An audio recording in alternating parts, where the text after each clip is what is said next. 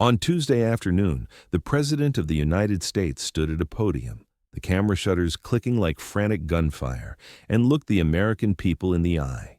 He said, and I quote, "The dollar is the envy of the world. Our currency has never been stronger." Exactly 60 seconds later, the market called his bluff. At 1:01 p.m., while the president was still speaking, the U.S. dollar index didn't just dip. It fell off a cliff, shattering a 4-year support line that wasn't supposed to break.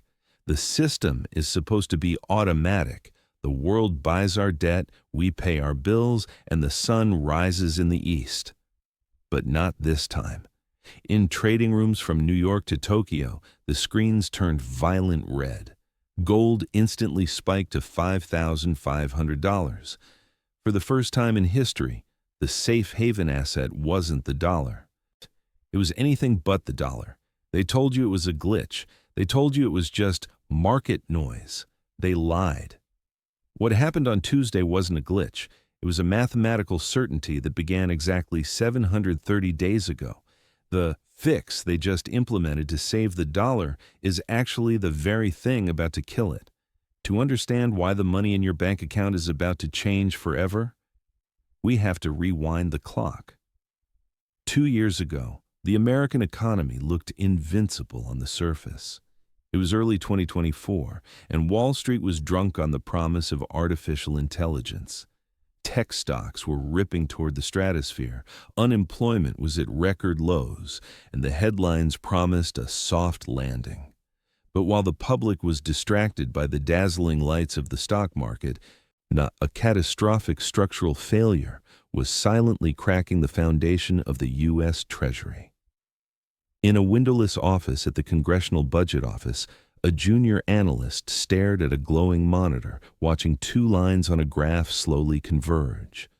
The blue line represented the might of the American military, aircraft carriers, fighter jets, the nuclear triad.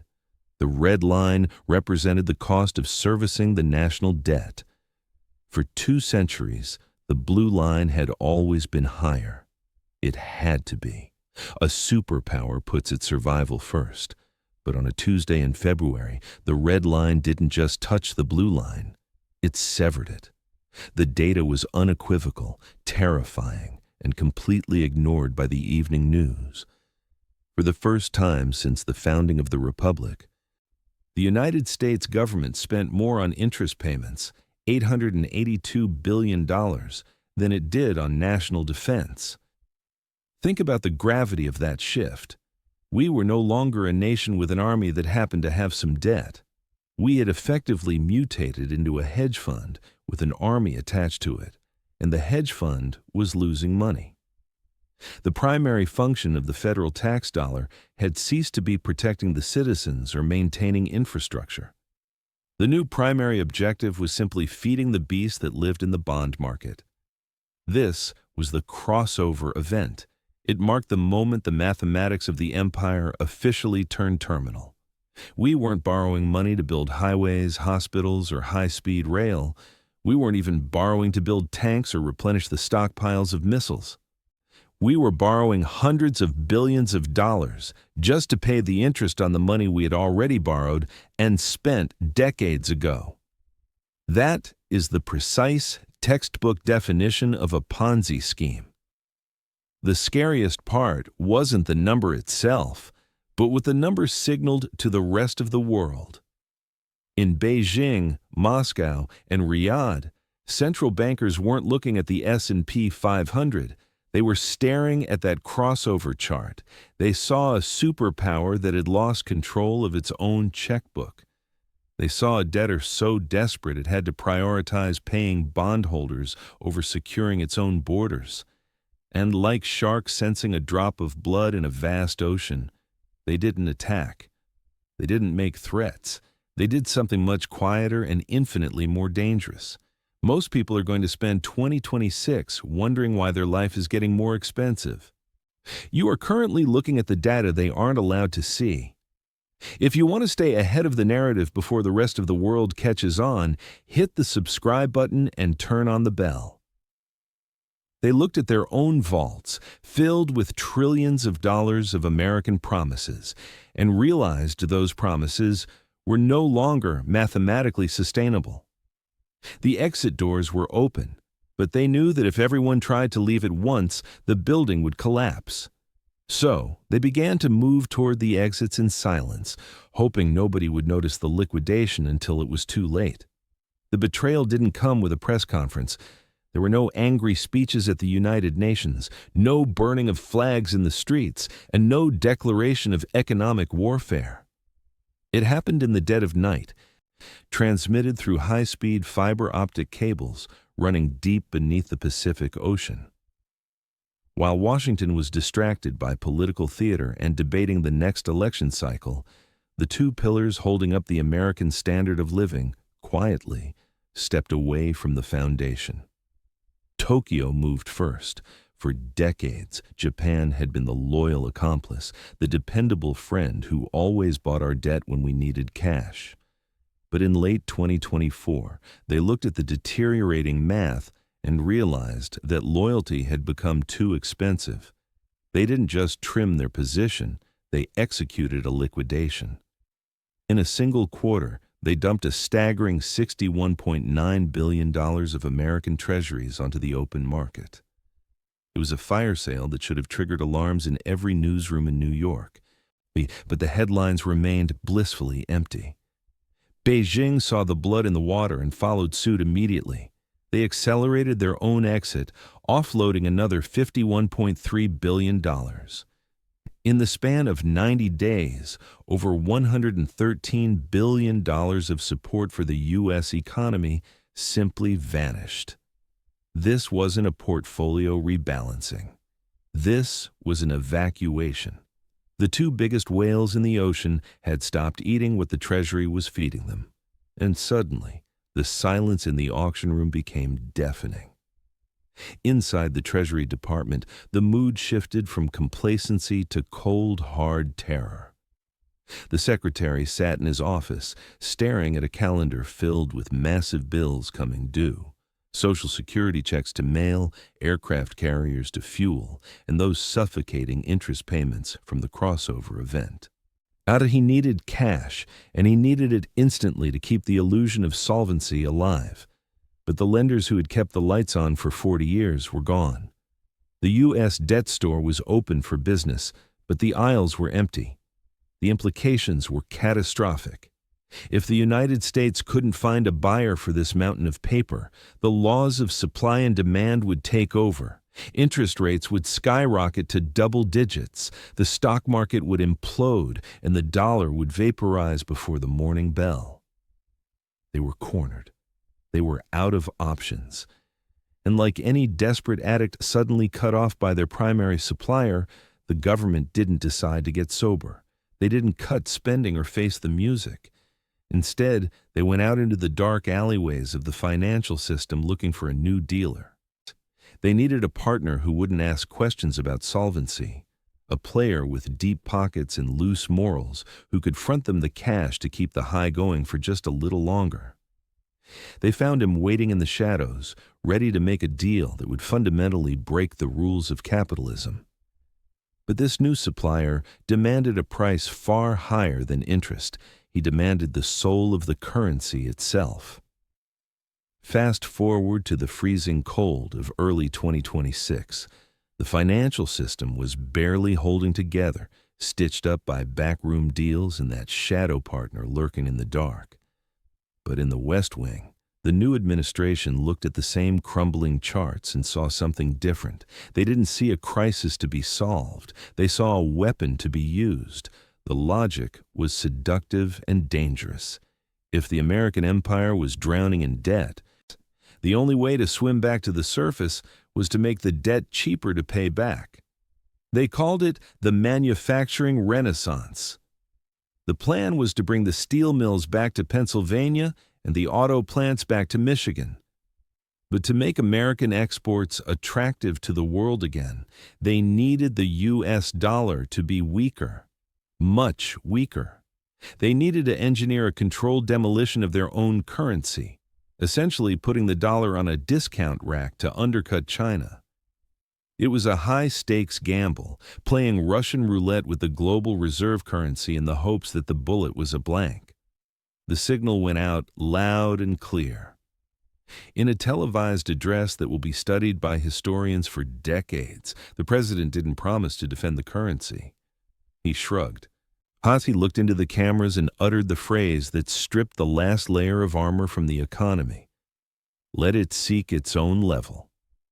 To a layman, it sounded like free market capitalism. To the sharks in the bond market, it sounded like blood in the water. The president had just given the green light for every hedge fund, sovereign wealth fund, and currency speculator on the planet to short the dollar without fear of retribution. He believed he was turning a valve to release some pressure, aiming for a gentle, managed decline that would boost factories without hurting families. He thought he was the pilot of the plane, expertly guiding it down for a landing. He was wrong. He wasn't the pilot. He was a child playing with matches in a room filled with gasoline vapor. The White House assumed they could dictate the speed of the fall. They thought they could slowly let the air out of the tire, creating a Goldilocks zone of cheap exports and manageable inflation. But markets, once unleashed, do not obey politicians. They obey gravity. On the morning of January 27th, the slow leak turned into a catastrophic blowout. The calculated risk mutated into an uncontrollable panic. The tire didn't deflate, it exploded, sending shrapnel through the entire banking system. And in that moment of chaos, as the dollar collapsed and the screens turned red, the Treasury looked around for that secret dealer they had relied on since 2024 to save them. They made the call, expecting the usual quiet rescue. But this time, the rescue required a move so illegal, so unprecedented, and so terrifyingly obvious that it couldn't be hidden in the shadows anymore. When the smoke cleared on Tuesday afternoon, the world finally saw who was actually buying the debt. And the face staring back at them wasn't a savior. It was the system eating itself alive. We are right back at 1:01 p.m., standing in the wreckage. The president is still at the podium, smiling for the cameras, blissfully unaware that the floor has just dropped out from under the world economy. The crash that turned the screens red didn't happen because of a clumsy sentence or a geopolitical threat. It happened because of a silence. At that precise moment, the Treasury Department attempted to auction off billions in new debt to keep the government running for another week. They rang the bell, opened the doors, and waited for the world to flood in with cash. But for the first time in the modern era, the room remained empty. The buyers who had propped up the American experiment for decades, the pensions, the foreign central banks, the sovereign wealth funds, sat on their hands. They looked at the interest rates, looked at the inflation risk, and decided to pass. Technically, this should have been the end. A failed auction is the financial equivalent of a cardiac arrest. The blood stops flowing and the body dies instantly. But the body didn't die. At the very last second, just before the failure became public and total panic set in, a massive wave of buy orders suddenly materialized out of the ether, sweeping up the unsold debt and saving the auction. To the untrained eye, it looked like demand. To the forensic accountant, it looked like a crime scene. The entity that stepped in to buy that toxic debt wasn't a foreign ally. It wasn't a confident investor. It was a syndicate of domestic banks known as the primary dealers. These are the institutions legally obligated to bid when nobody else will. But here's the terrifying detail that the official report omitted. These banks didn't have the liquidity to absorb a hit of that magnitude. They were already stuffed to the gills with bad paper. They didn't buy that debt because they wanted the yield. They bought it because they were forced to swallow the poison pill to keep the game going. And the money they used to pay for it? It wasn't theirs. If you trace the serial numbers on the cash used in that rescue, the trail leads directly back to the repo market. The dark overnight plumbing of the financial system where the Federal Reserve lends cash to banks in exchange for collateral. The mechanics of the heist are sickeningly simple. The Fed printed fresh cash in the morning, handed it to the primary dealers under the table, and ordered them to use that exact same cash to buy the Treasury's debt in the afternoon. The implications are enough to make you nauseous. The buyer was a mask. The money was a mirage. The United States government effectively bought its own debt using a middleman to hide the transaction. The free market that determines the value of your labor and your savings is no longer functioning. It has been replaced by a simulation, a closed loop where the borrower and the lender are the same entity, cannibalizing the currency to keep the lights on for one more day. But this desperate act of survival didn't fix the problem. It created a ticking time bomb in the overnight markets that is set to detonate in exactly 30 days. There's a terrifying mechanism hidden beneath the floorboards of Wall Street called the repo market. It sounds technical, boring, and safe. It is none of those things. It is the global financial equivalent of a 24-hour pawn shop, the desperate, grimy window where the world's biggest banks go when they run out of cash. Every single night, trillions of dollars change hands here. Banks trade their government debt for cold, hard cash just to keep the lights on until morning. It is the heartbeat of capitalism. If this market seizes up for even an hour, credit cards stop working, ATMs go dark, and the global supply chain grinds to a halt. It is the one room in the financial casino where failure is not an option. And right now, that room is on fire. Because the primary dealers were forced to swallow that toxic debt from the failed auction, their balance sheets are now radioactive. They are holding assets that are plummeting in value, which makes them insolvent in the eyes of the free market. To keep them from collapsing and taking your savings account down with them, the Federal Reserve has stepped in as the pawnbroker of last resort. They are flooding this pawn shop with emergency cash, accepting the bad debt as collateral at full price. They are pumping pure, unbacked liquidity into the veins of the banking system at a rate we haven't seen since the financial crisis. But this time, the patient isn't responding to the medicine. The Fed is effectively printing billions of dollars every night just to stop the banks from admitting they are broke. They are trying to pressurize a hull that is already breached, creating a massive artificial swell of money that has nowhere to go but out.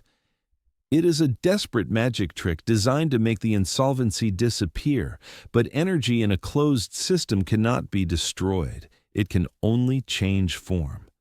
This is not a solution. It is a delay tactic.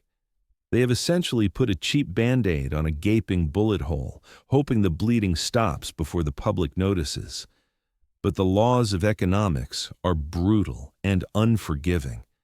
That Band-Aid can only hold back the pressure for so long. There is a specific, sickening lag time between a repo spike and the moment that excess cash hits the streets. The clock started ticking the moment the auction failed. In approximately 30 days, that Band-Aid is going to rip off. The flood of printed money currently trapped in the banking sector won't stay there.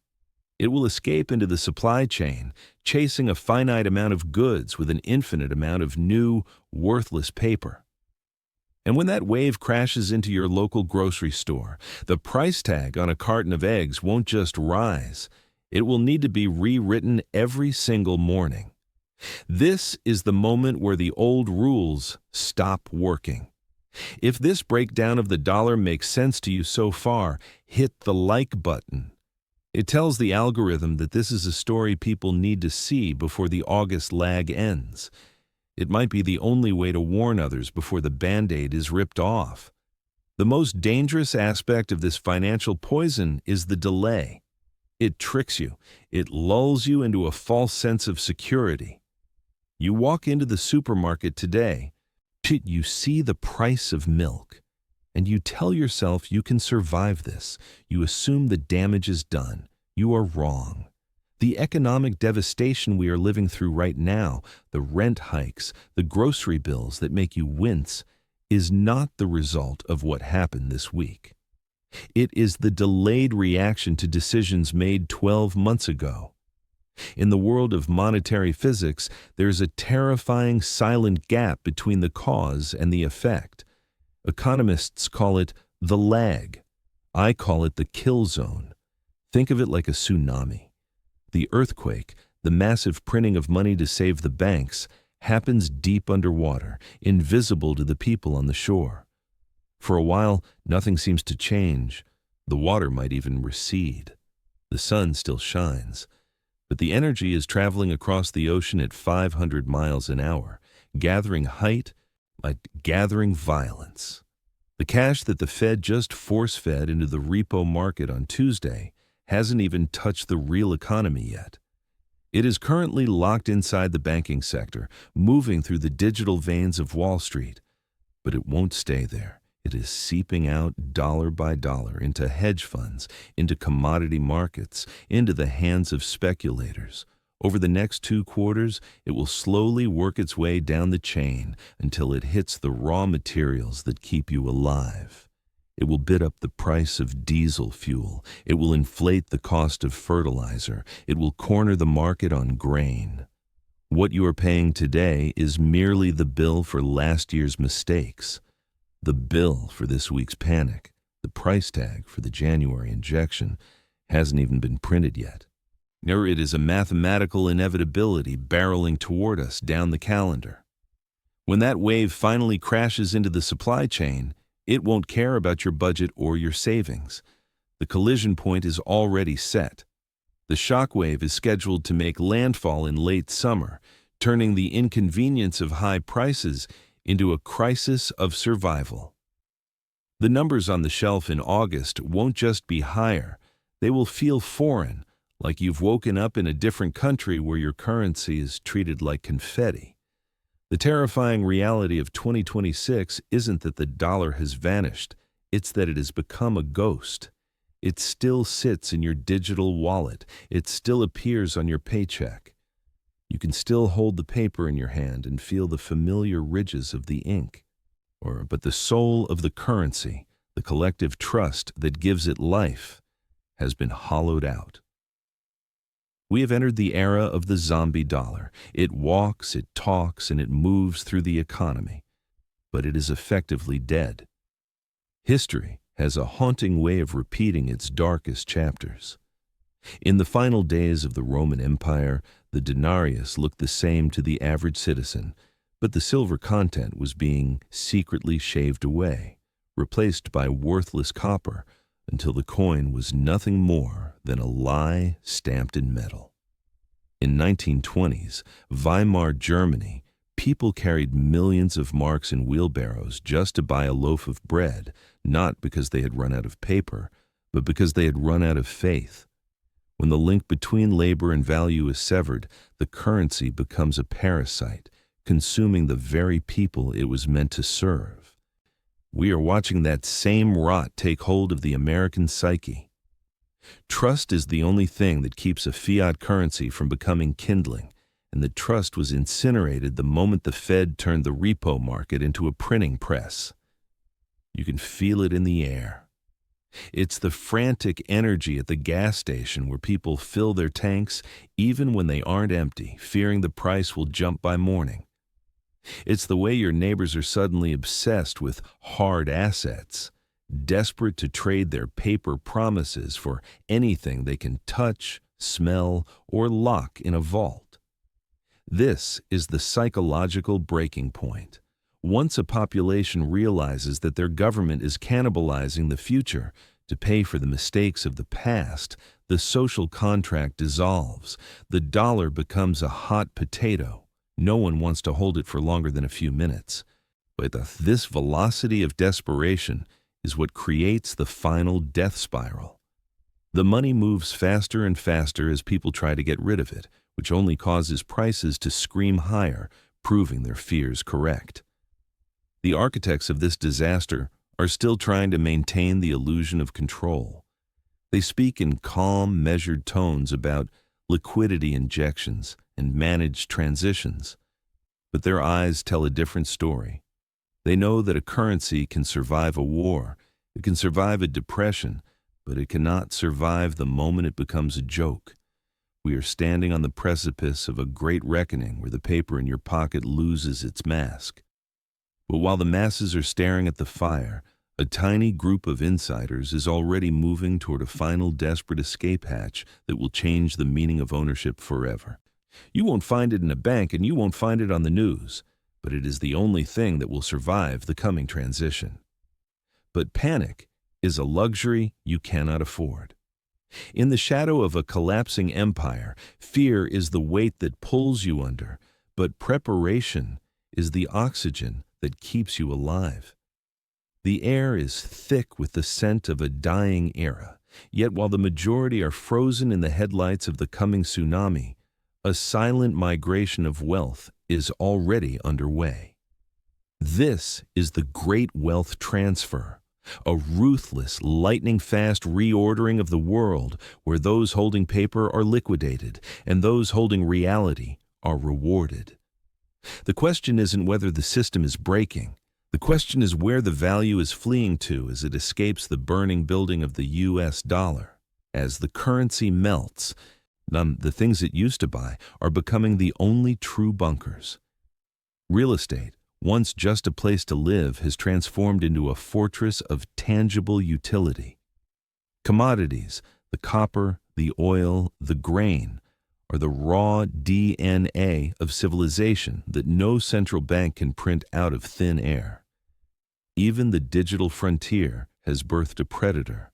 Bitcoin, a mathematical certainty in an age of political lies, serving as a life raft for those who no longer trust the hands on the printing press.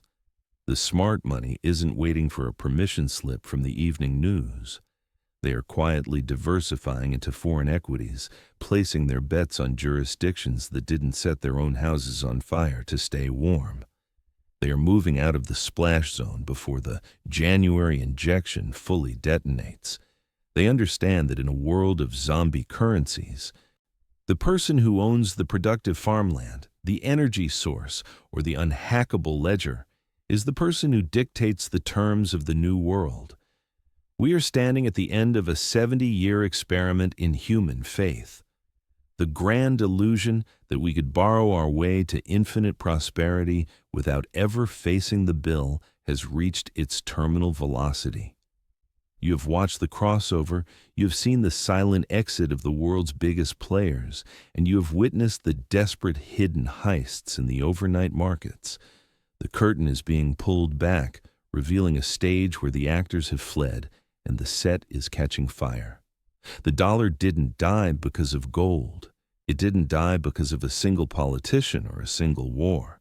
It died because on a quiet Tuesday in January, the cold, hard mathematics of reality finally caught up to the decades of political fantasy.